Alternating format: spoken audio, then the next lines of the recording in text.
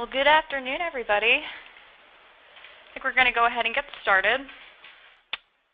My name is Emily, and just in case we haven't connected before, I head up the support efforts here at Localist. I'm really thrilled that you were able to join us this afternoon for the second installment of our Making the Most of Your Event Content webinar series. Today, we're going to be talking all about discoverability and how you can ensure that your audience can always find your events online.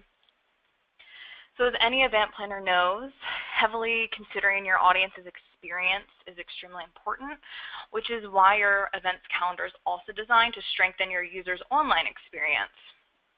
So as we chat today, we're going to be keeping those same users, those attendees in mind as we chat about Localist SEO capabilities and ways to enhance your discoverability efforts. So there's actually a ton of ways that discoverability is defined, especially online. So I thought we'd start off on the same page by defining how Localist defines discoverability. So for Localist, discoverability efforts are all of the passive ways to ensure customers or users can find your services and information they need online. Some examples of these are social media, search engine optimization, messaging tools, and any other ways to interact with customers to help provide what they need in a timely manner.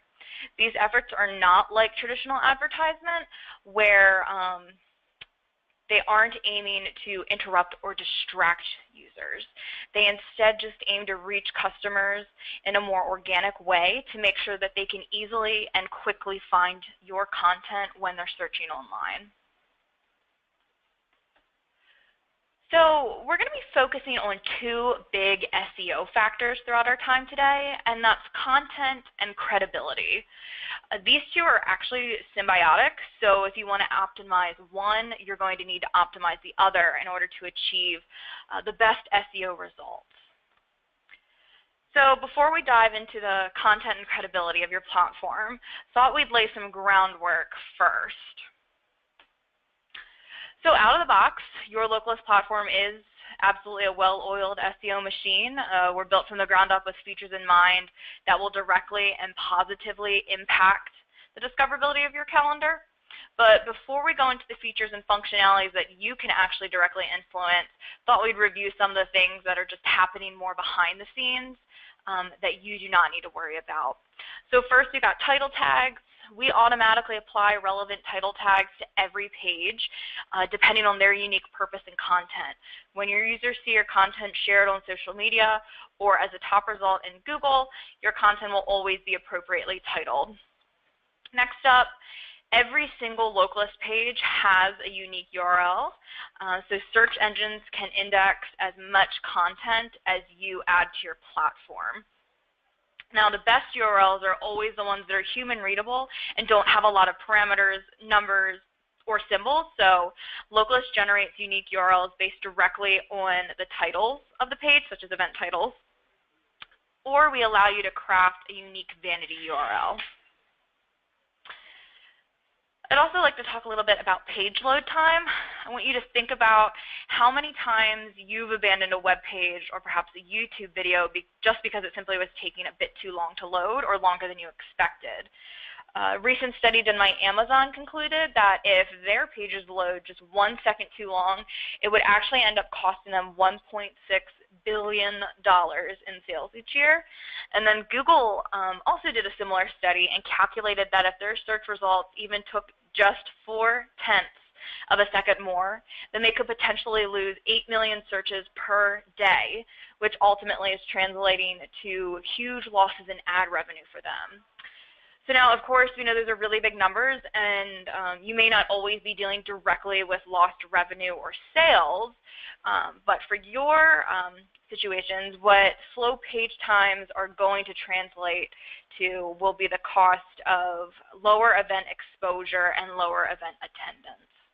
So this is why Localist is constantly monitoring your site's performance, its page loads, processing times for every action on the platform, so that you can rest assured that your audience will always be connected with your content at the speed that they expect.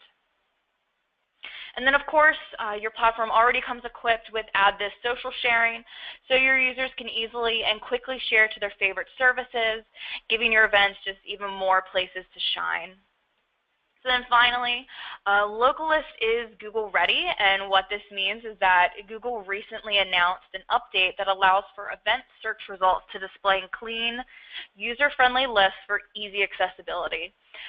Your Localist events are already optimized in such a way that they'll be eligible to be included in this new format. In fact, Localist content has been optimized in this way for years now, so we're really happy to see Google make that announcement.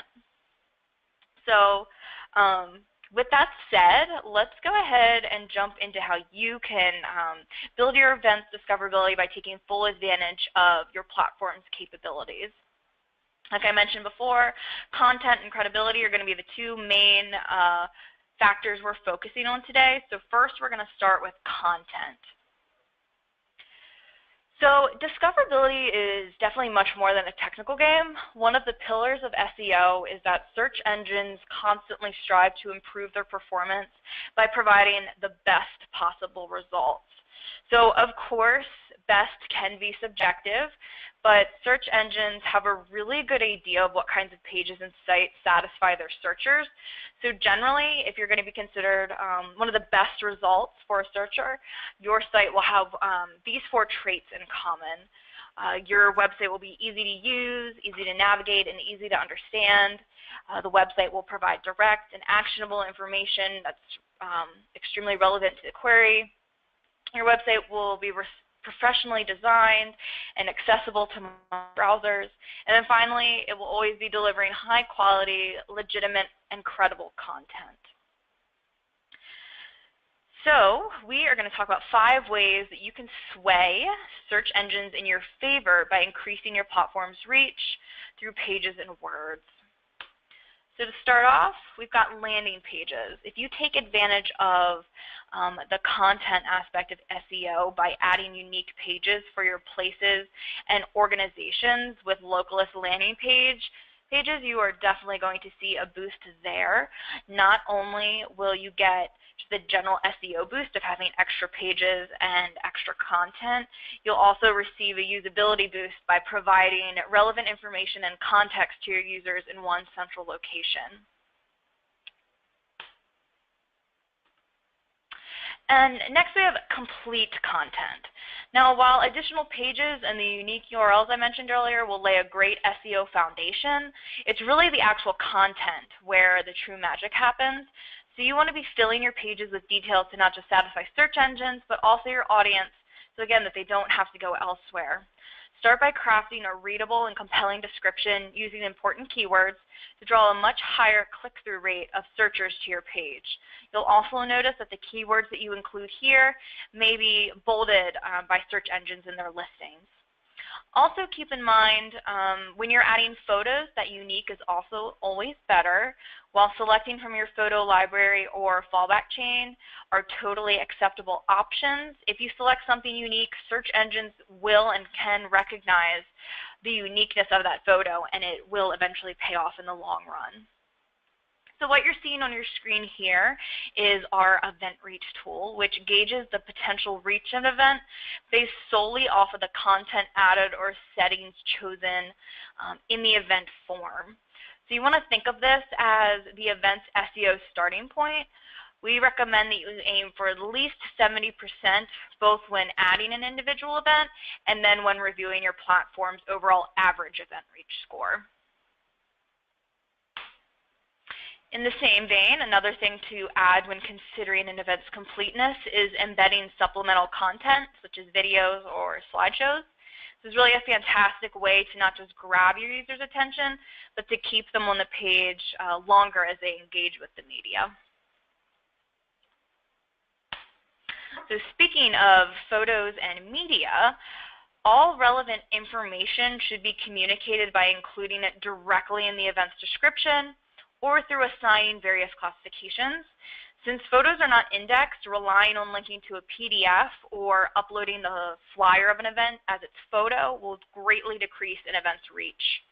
To perform better in search engine listings, your most important content content should always be in HTML text format. Again, anything like images or flash files, Java applets, and other non-text content are often ignored or devalued by search engine crawlers, despite how advanced crawling technology is these days. The easiest way to ensure that the words and the phrases you display to your visitors are visible to search engines is just to place them directly in that event description. This is actually a pretty common problem across the board with online websites, so I would recommend double checking not just Localist, but of course your other websites. There's some great tools online. You can use Google's Cache or SEObrowser.com and the Moz bar to see what elements of your content is actually visible to your users and indexable to search engines. So while your event's description and classifications will typically cover all of the important keywords, Localist does provide an optional hidden keywords field for events and places. This is a really great place to put extra keywords that don't make sense to put directly in the description, or things such as common misspellings, just to further ensure that your events will always be found no matter what your users are typing into their search bars. So taking your content to the next step, let's talk about the freshness of your content. Search engines really love websites that are constantly updating. The more new content you generate, the more likely you are to score favorably with them. So content changes in this context can just simply mean continuously adding new events to your platform. Two ways to regularly add new events is importing feeds and allowing users to submit events so that you don't have to. But the goal here shouldn't just be to update your site or your event calendar just for the sake of updating it and just hoping for a better ranking. You will still want to make sure that the new events being added by submissions or importing through feeds are still of a top-notch quality to make sure that your audience will find them interesting and engage with them. So instead, your goal should be to update your site in a timely manner that benefits users, with your aim being of increasing clicks, increasing user engagement, and increasing fresh links. Fresh content is one of the clearest signals you can pass to Google to show that your site is deserving of higher rankings. So finally, on the content side, let's talk a little bit about the visibility of your event content. Now, the default visibility for all Localist events, that's whether they're submitted by a user, added as an admin, or imported through feed, the default visibility is just visible. This means any visitor, logged in or not, can view an event and any search engine can discover it. We do offer some other options, such as visible only when logged in and hidden. Now, if you select either of those, as soon as they are selected, the event will essentially be completely cut off and invisible to outside discoverability. So now let's say your content is set up to bring users to your platform. But I'd like to take a look at whether or not your platform is set up to encourage those users to stay. The longer a visitor stays on your platform, the more it signals to search engines that the content you are providing is relevant, enticing, and helpful to your audience. So one of the biggest keys to increasing your visitors' time on page is to provide features that promote interaction and social engagement. So first up, we are going to go ahead and take a look at I'm Interested. In case you are unaware, this is a user-centric call to action and is displayed on every event listing and landing page. It adds the event to the user's personal calendar, adds their avatar to the Events People Interested list, and then prompts reminder and review notifications before and after the event. So you're probably thinking, like, how does that impact SEO? Well, as your events are increasingly interacted with, search engines will start to identify it as of interest to your audience. So if you've hidden this button across the board, you're really missing out on a fantastic SEO opportunity. We highly encourage you to re-enable it, and then you can disable it on a per event basis when it's really appropriate. Okay, so now we have comments and reviews. So not only are your users generating additional unique on-topic content for your pages, comments can even contribute to your event, and your page's freshness score. That also goes without saying that the more fresh, relevant content available, the more user engagement and community building will increase and, again, influence their time on page.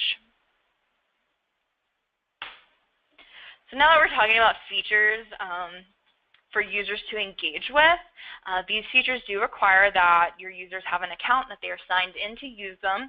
So if your platform is locked down to only organization-specific single sign-on, the number of visitors who can truly engage with your content will be drastically stifled. So we would definitely recommend that you have at least one non-single sign-on method available, whether that is one of our 4 social logins or using local account creation directly through Localist. We actually just announced this week that we added login with Google, Twitter, and LinkedIn just to further increase the potential amount of users that can sign in and interact with your content directly. So next up, we have Localist trending events. So in addition to sorting events chronologically, Localist provides a proprietary trending algorithm that actually doesn't just track true popularity. So while it takes into account usual metrics such as RSVPs and online traffic, the algorithm goes much deeper to gauge how interesting an event may actually be to your audience. So how does this influence SEO?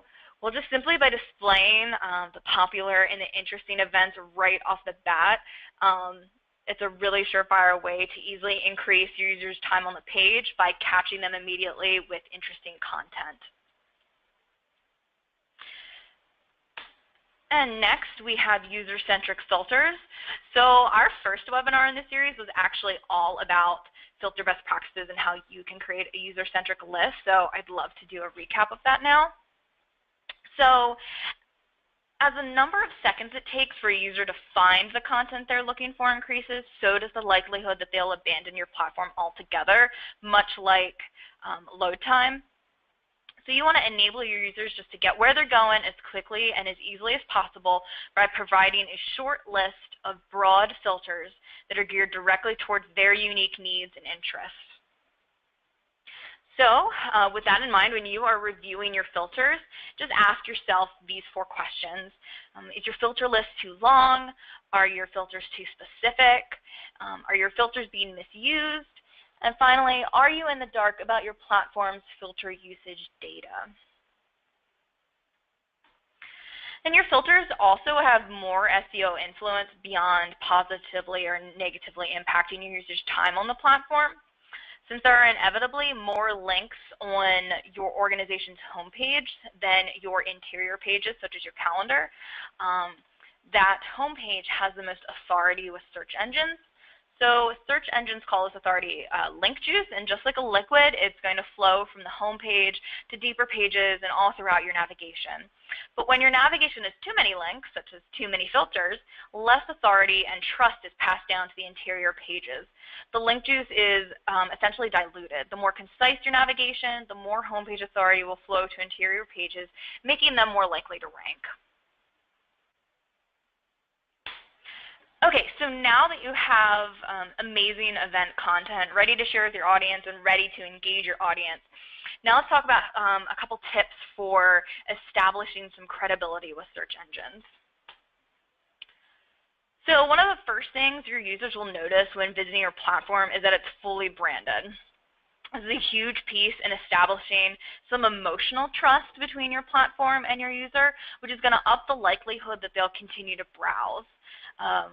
Google can't quantify the emotional trust, but what it can quantify is the amount of time the user spends on your platform.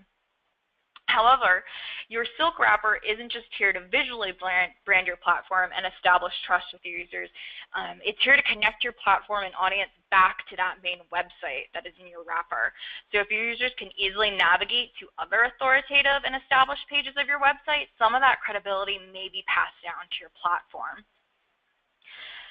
So since we're on the topic of silk wrappers, I just wanted to make 3 very important notes about the technicalities of your wrapper. If you're going to be building one, or you would just like to double check yours, make sure you aren't including any no index, no follow tags, and any link rel elements All of these will essentially cut your platform off from being indexed. So Google or other search engines honestly won't know that it exists. But one thing you do want to include in your wrapper is appropriate meta tags so that you can communicate with search engines what your website contains and which pieces to include in search result listings. And also don't forget about your insight search. On this example, it's a search bar in the top of the wrapper that says search.towson.edu. So if a user is searching for something directly on your website, you want to make sure that your search tool includes your calendar, domain, and results.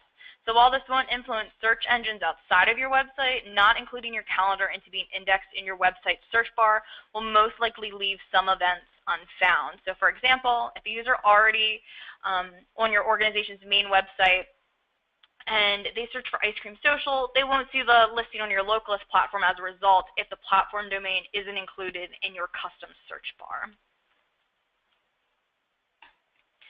So continuing on with branding, in late 2016, Google announced that they are using mobile-first indexing. So because the majority of searching now happens on mobile devices. So this means that Google is just looking at your site as it appears on mobile to crawl and index. They don't index desktop sites unless the mobile one doesn't exist.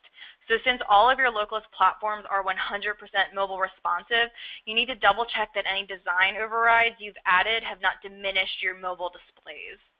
So for example, make sure the same features and content is available when moving from desktop to mobile, because if you don't prioritize your mobile content, you might be hurting your ranking and discoverability.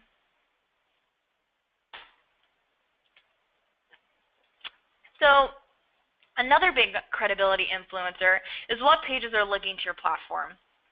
Other web pages linking to your platform let search engines know not just that your platform exists, but that if you link to it from more authoritative pages like your organization's homepage, that authority will, again, help further establish trust between search engines and your platform.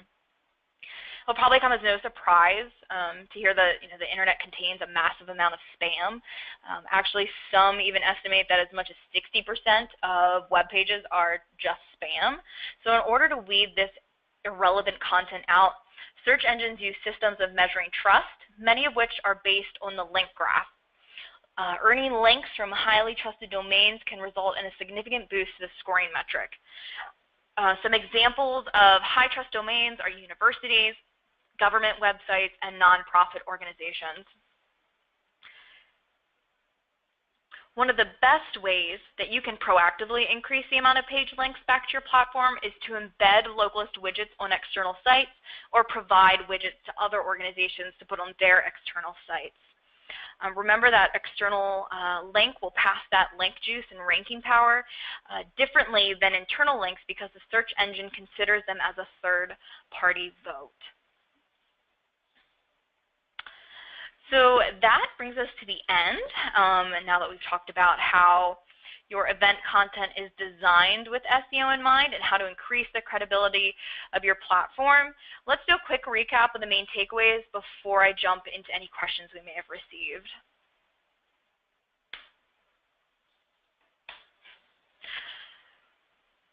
So remember that content is maximized for SEO, is always going to be complete, text-focused, fresh, engaging, and user-centric.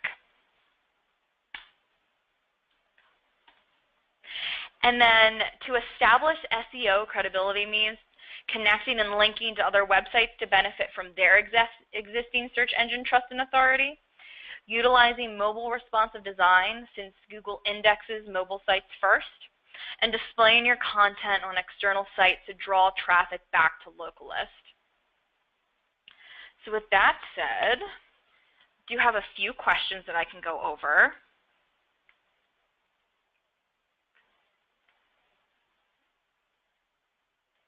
Okay, so first up, why is 70 a healthy event reach score?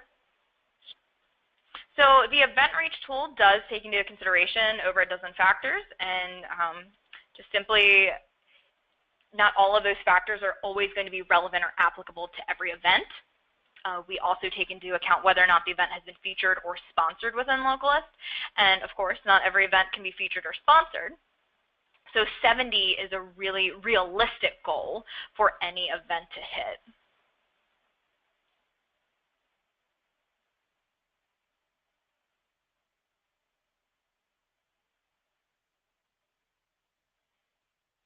Okay, this next question is asking, is it possible to hurt SEO with anything you're doing on the platform?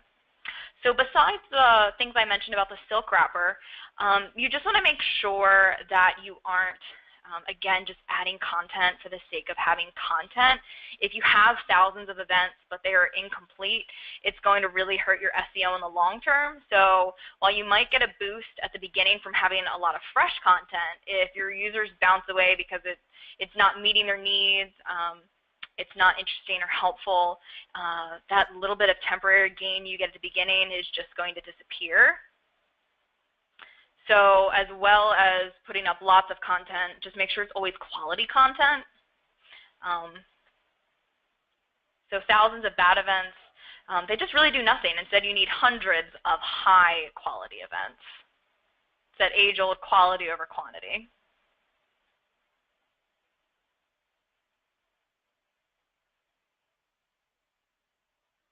And we got a similar question about what is the best way, or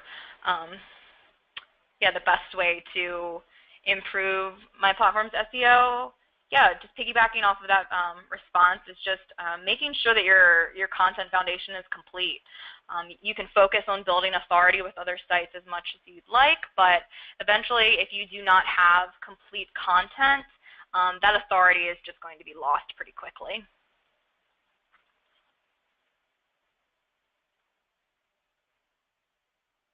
Okay, and then the last question I've got here is, why does having my events as visible only when logged in hurt since they're still on the platform? Okay, so actually what I meant by that was that search engines they do not crawl any pages that they have to log into, since they have no way of logging in. So Localist is not displaying that content on the front end until a user actually logs into the website. So if it's behind a login, it's just as if it does not exist at all to a search engine. And then we have one more that just came in, so give me a moment.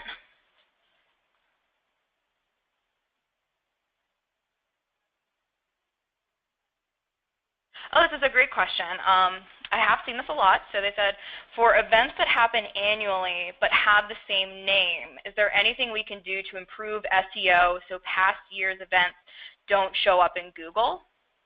Yeah, great question. I would definitely suggest adding the year to the event title. So if it's a fun run 2016 that you only have yearly, then definitely note the year in the title, and as well, again, continue to mention that throughout the event's description. I would definitely just include the year as a part of that event's title.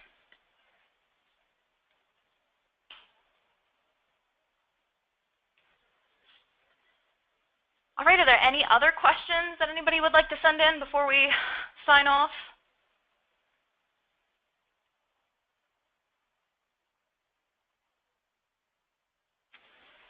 Okay, well, if anything comes to mind, or you would just like to chat about something else or get together for maybe a strategy meeting, please feel free to reach out to myself and my team, also Claire and Eliza at support@localist.com. Always happy to connect. So thank you so much for joining us this afternoon. Don't forget our next webinar, which will be the third and final installment of our webinar series, is going to be held on Thursday, June 29th at both 10:30 a.m. and 2:30 p.m. Eastern Standard Time. And during that time, we are going to be focusing on how best to promote your events. So I really hope to see you all again on the 29th. But in the meantime, I hope you get some sunshine this weekend, and hopefully we will be in touch soon. Have a great one, everybody.